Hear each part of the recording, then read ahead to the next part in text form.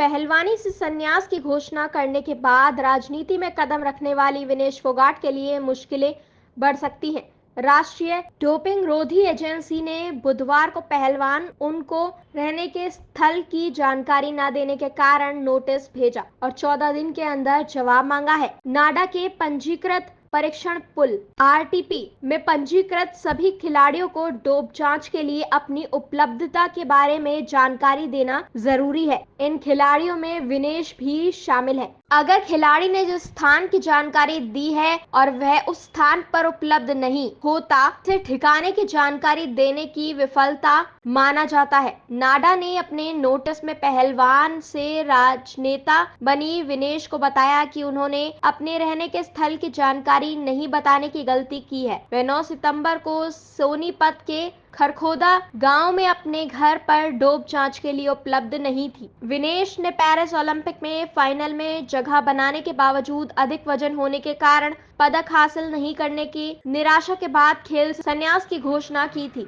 विनेश और उनके साथी पहलवान बजरंग पुनिया हाल में कांग्रेस पार्टी में शामिल हुए और वह जुलाना निर्वाचन क्षेत्र से आगामी हरियाणा विधानसभा चुनाव लड़ रहे हैं। वह इन दिनों जुलाना निर्वाचन क्षेत्र में प्रचार में व्यस्त है। नाडा ने नोटिस में कहा गया, आपको डोपिंग रोधी नियमों के अंतर्गत रहने के स्थल की जानकारी संबंधित जरूरतों का पालन करने में स्पष्ट विफलता के बारे में सूचित करने के लिए एक औपचारिक नोटिस दिया जाता है। इस मामले पर अंतिम फैसला लेने से पहले आपको इस पर सफाई देने के लिए कहा जाता है। एक डोप नियंत्रण अधिकारी को आपकी जांच के लिए उस समय उस दिन उस स्थल पर भेजा गया था, लेकिन वह ऐसा करने में असमर्थ रहा क्योंकि आप उस जगह पर मौजूद नहीं थी। विनेश को या तो इस उल्लंघन को स्वीकार करना होगा या यह सबूत देना होगा कि वह उस स्थान पर लगभग 60 मिनट तक मौजूद थी। पर यहाँ यह जिक्र किया जा सकता है कि ठहरने की जगह संबंधित विफलता